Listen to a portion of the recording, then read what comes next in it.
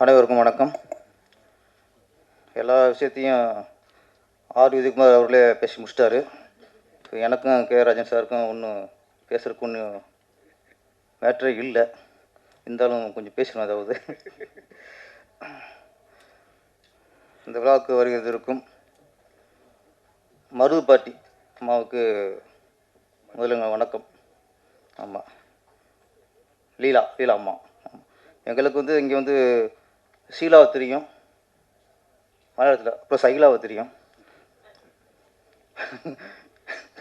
இப்போ லீலாம்மா. நீங்கள் இங்கே வந்து தான் நிறைவு. ஆமாம், அவங்கள மாதிரி பெரியவங்க வந்து வாழ்த்தணும். ஒரு விஷயம் தெரிஞ்சு போச்சு. இப்போ லீலா அம்மா வந்து அங்கே போய் சொல்லி தமிழ் இயக்குநருக்கு யாருக்கும் வாய்ப்பு கிடைக்கும், உதயகுமாருக்கு வாய்ப்பு கிடைக்காது. அவர் பேசின பேச்சு அப்படி. திருப்பி எனக்கு கூட கொடுத்துருவாங்க, பாவம் பேரரசு போயிட்டு போகிறாரு, இன்னொரு படம் கொடுக்கலாம்ட்டு. உதயகுமார் சாருக்கு இந்த அப்படி இந்த வீடியோ இருக்குல்ல, உங்களுக்கு நான் அனுப்புகிறேன். இதை நீங்கள் அம்மாவை போட்டு காட்டுங்க மலையாளத்தில். இங்கே டேரக்ட் உதயகுமார் பேசின வீடியோவை உங்களுக்கு அனுப்புகிறேன், நீங்கள் அம்மாவில் போட்டு காட்டுங்க. எல்லாரும் கிடைக்கும், அவருக்கு கிடைக்காது. அது மேட்ரு. ஏன்னா மலையாளம் இப்போ வருமான வாழ்க்கை. இங்கே வந்து நம்ம விஜய் விஷ்ணு, விஜய் விஸ்வா அவர் கோரிக்கை வச்சார், நடி சங்கத்தில் ஆளும் கூட்டு வாங்கன்ட்டு. இங்கே எல்லோரும் நடிகர் எல்லாருமே.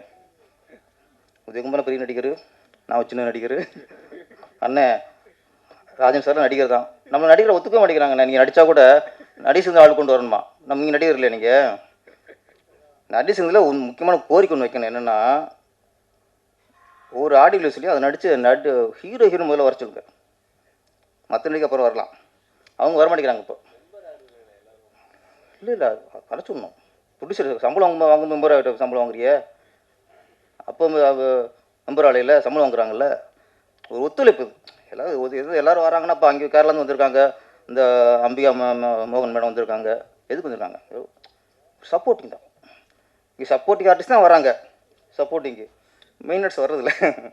இது பேசி இப்போ பழைய கதையாக போச்சு. இது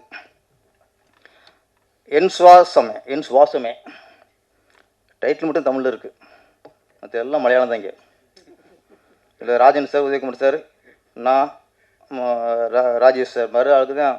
ஆமாம், நம்ம சார்லின் ஜாப்ளு, கொசுறுகள் கொஞ்சம் தமிழ் கொஞ்சம் இருக்குது, அவ்வளோதான். ஆனால் மனசுக்கு நிறைவாக இருக்குது. ஏன்னா இந்த ஒரு நிகழ்ச்சி, இந்த மாதிரி நிகழ்ச்சி இருக்கும்போது நம்மளுக்கு பங்களிக்கும் போது சந்தோஷம்தான். நம்ம தமிழ்நாட்டை பொறுத்த வரைக்கும் இங்கே மொழி எப்போவுமே பார்க்குறதில்ல. மலையாளி, கன்னடம், தெலுங்குலாம் பார்க்குறதே இல்லை. மலையாள ஹீரோக்கள் பெருசாக இருப்பாங்க, கன்னடத்தில் வந்தவங்க பெருசாக இருப்பாங்க, தெலுங்கு வந்தவங்க பெருசாக இருப்பாங்க. எல்லாத்தையும் கொண்டாடுறது தான். அதனால் இது வந்து இங்கே பாடு ஊற்றி பேசுகிறதே கூடாது. ஃபஸ்ட்டுங்க இங்கே நம்மள தமிழ்நாட்டை பொறுத்த வரைக்கும் எல்லா மொழியும் ஒன்று தான். அதே மாதிரி ஜாதியும் பார்க்கக்கூடாது, மதமும் பார்க்கக்கூடாது. அது கொஞ்சம் ஜாதிகள் விஷயம் கொஞ்சம் இப்போ தான் கொஞ்சம் அங்கங்கே வருது. அதனால் இப்போவே தவிர்த்துடணும். சினிமாங்கிறது ஒட்டுமொத்த கலைஞருக்குன்னு உள்ளது. அப்புறம் கவிஞர் ஸ்ரீவித்யா மேடமா அவங்க சொன்னாங்க, நீங்கள் தமிழ் தான். ஆமாம், கவிஞர் கோவம் வந்துருச்சு. என்னடா அது, ஒரு தமிழ் கவிஞரையே பேரை சொல்ல மறந்துட்டாங்கட்டு. கவிஞர் ஸ்ரீவித்யா மேடம் அவங்க சொன்னாங்க, நல்ல விஷயம் சொன்னது. அது ரொம்ப டென்ஷன் ஆகிட்டார் உதயகுமார் சார். பாவம், பெண்கள் வந்து அவங்க உடம்பை ஃபோக்கஸ் பண்ணாதீங்க. ஒரு பொண்ணாக இருந்து அவங்க ஆதங்கம் தான் அது. அவங்க சொல்ல வேண்டியது அவங்க கடமை அது. ஆமாம், உதயகுமார் சார் கொஞ்சம் கோவம் வந்துருச்சு. இவங்க சொல்லி இது எடுக்காம விட்டுருவாங்களோ விட்டு, இது மாதிரி பார்க்க போயிருமோ விட்டு அவருக்கு கோவம். ஆமாம், அவர் பாருங்க, கதாநாயகி வரலன்னா அவர் கிளம்பிட்டார் உதயகுமார் சார். இந்த ஐட்டு சாங்கில் ஆடினாங்களே அந்த பொண்ணு வரலன்னு விஜயகுமார் சார் கிளம்பிட்டார். இப்படி ஒவ்வொன்றும் அவர் கிளம்பிட்டா அப்போ யார் தான் இருக்குது? நானும் ராஜன் சார் தான் கொஞ்சம் இழிச்ச வாங்கி போல இருக்கு. யார் வந்தாலும் வரட்டாலும் கடைசியில் உட்காரணும்.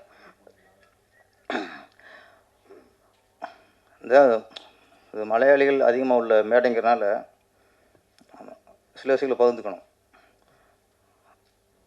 நான் டைரக்ஷன் பண்ணும்போது ஒரு புட்டி சொன்னார் என்கிட்ட, சார் நீங்கள் எடிட்ரு டேரக்டரு யாரும் வச்சுங்க சார், கேமரா மட்டும் கொஞ்சம் மலையாளியாக போட்டுங்க சார்.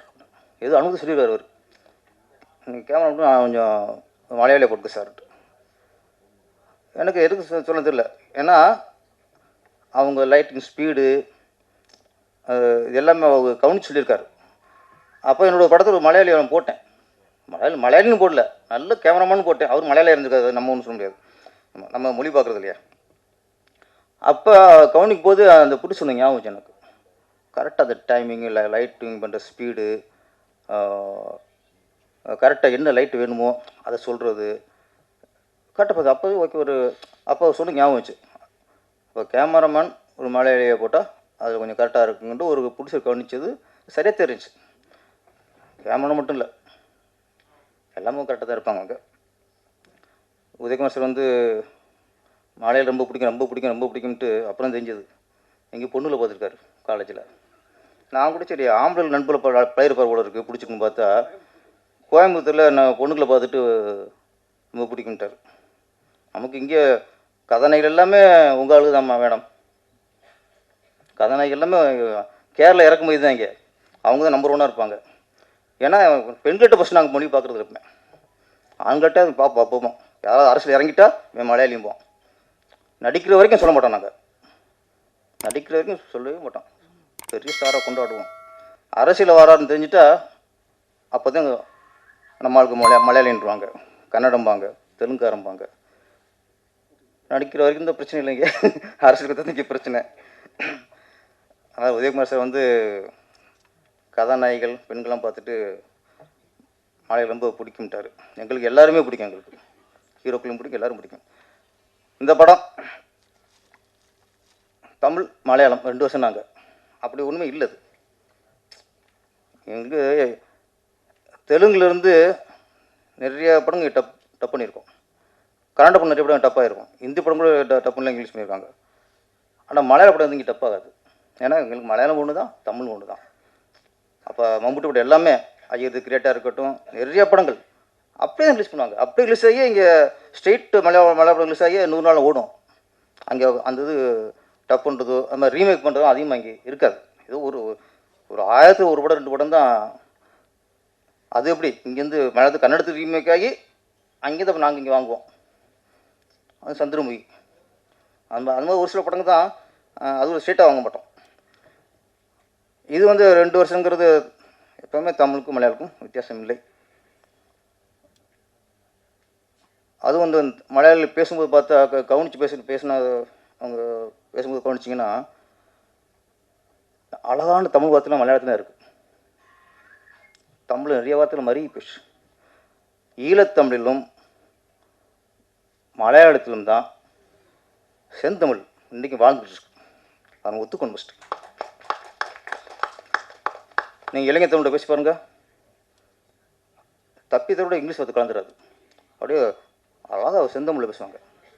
அது மாதிரி மலையாளில் நிறைய மலையாளம் பேசும்போது நிறைய வார்த்தைகள் நமக்கு செந்தமிழ் தெரியும். என்னை பொறுத்த வரைக்கும் ஒரு தமிழன் தமிழ் பேச கூட என்னை மேலே சொல்கிறேன், ஒரு தமிழன் தமிழ் பேசும்போது கூட சிறு புரியாது. ஆனால் மலையாளத்தில் பேசும்போது எங்களுக்கு நல்லா புரியும். எங்களுக்கு பேச தெரியாத தவிர மலையாளம் பேசும்போது நல்லா எங்களுக்கு புரியும். ஆனால் அந்தளவுக்கு மலையாளத்துக்கும் தமிழுக்கும் ரொம்ப தொடர்பு இருக்குது. நான் அந்த ரைட்ஸ் மட்டும் சொன்னேன். இப்போ மலையாளத்துலேருந்து டப் பண்ணுறதில்ல, ரீமேக் பண்ணுறதில்ல. தெலுங்குலேருந்து பண்ணுவோம், ரீமேக் பண்ணுவோம். ஹிந்திலேருந்து ரீமேக் பண்ணுவோம், கன்னடத்துலேருந்து ரீமேக் பண்ணுவோம். இப்போ அதில் ஒரு சின்ன பிரச்சனை, ஒரு சின்ன ஆபத்து. ராஜேஷ் சார் மாதிரி ஆளுக்கு கொஞ்சம் அதை கொஞ்சம் கவனிக்கணும். ஏற்கனவே ஒரு விஷயத்தில் நம்ம விட்டு தான் இன்றைக்கி சினிமா அழிஞ்சு வச்சு. டிவி ரைட்ஸ் கொடுப்போம்ல, அப்போது 5 வருஷத்துக்கு கூட ரெனியூ பண்ணணும் கரெக்டா. அப்போ 20 வருஷத்துக்கு முன்னாடி டிவி ரைட்ஸ் கொடுத்தா அது 5 வருஷம்தான் அவங்களுக்கு ரைட்ஸ் இருக்குது. 5 வருஷத்துக்கு அப்புறம் திருப்பி ரெனியூ பண்ணல, வேறு டிவிக்கு விற்றுக்கலாம். அந்த ஹோல்டு தயாரிப்பாளருக்கு இருந்துச்சு, இப்போ இல்லை.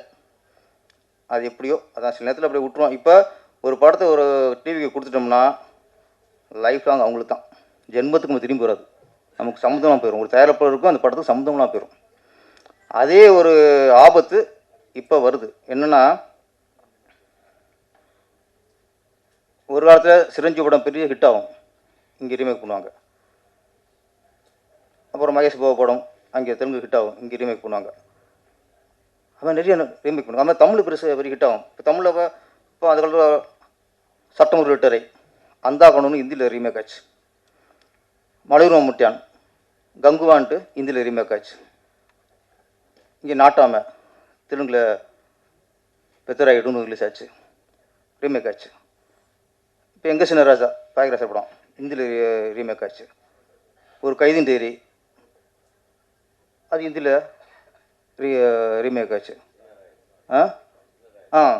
சின்ன ராயுடு சின்ன கவுண்டர் சின்ன ராயுடு ரிலீஸ் ஆச்சு. சின்ன தம்பி இப்படி நிறைய படங்கள் இங்கே மிக பெருசாக வெற்றி அடைஞ்ச படங்கள் வந்து அங்கே இன்னொரு ஹீரோ வச்சு தெலுங்குலேயோ ஹிந்திலேயோ கன்னடத்துலேயோ ரீமேக் பண்ணுவாங்க. அதே மாதிரி அங்கே போக்கிரி மகேஷ் பாபு நடித்த படம் அது இங்கேயும் போக்கிரின்னு ரிலீஸ் ஆச்சு, விஜய் சார் நடிச்சு. ஒக்குடு அப்படின்ட்டு பெரிய ஹிட்டு மகேஷ் பாபு நடித்த படம் அது இங்கே சில பரபரப்பு அடங்கிட்டோம்.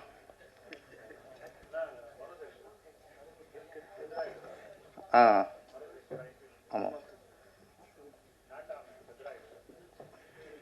பேசலாமா? நல்ல ஒரு ஃப்ளோவில் போய்க்கிருந்துச்சு. மாஸ்டர் நல்ல படத்தில் டிக்கெட் ஃபைட்டு விடுவேன் பையங்கல்ல. ஆமாம், அதை பற்றி பேசிக்கிருக்கேன். இப்போ சொன்ன மரசுத்திரா அங்கே வந்து ஏக் துஜே கேலிய இப்படி நிறைய படங்கள். இப்போ அது நடக்குதா ராஜன் சார்? அண்ணா கொஞ்சம் முக்கியமான வேட்டண்ணே. ஏன்னா எங்கே ஆபத்து அப்படின்னா இன்னைக்கு ஓடிடி பிளாட்ஃபார்முக்கு மொத்த குத்திக்கும் கொடுத்துறிய கொடுத்துட்டா அவன் வந்து டப்பிங் பண்ணலாம், அவனே என்ன பண்ணிக்கலாம். அதுக்கப்புறம் அந்த படத்துக்கு நம்ம சம்மந்தம் இல்லை. இப்போ என்ன அது தெலுங்கில் மகேஷ் பாபு நடித்த பெரிய ஹிட்டுன்னா நம்ம இங்கே வாங்குவோம், இல்லை அவனே டப் பண்ணி அவனே ஓடிடியில் போட்டு விட்றான். அது மாதிரி தமிழில் பெரிய ஹிட் ஆச்சுன்னா அது தெலுங்கு ரீமேக் பண்ணுறதில்ல. அவன் அவன் அவன் இஷ்டம் தான். அவன் யாரையோ டப் பண்ணி போயிடுச்சு அவன் ஒரு தளத்தில் போட்டு விட்றான். அப்போ ஒரு ஒரு ஒரு மொழியில் வந்து ஒரு நல்ல படம் இங்கே ரீமேக் ஆச்சு. இப்போ அது இல்லை, டப்பிங் பண்ணி கொண்டு விட்றாங்க.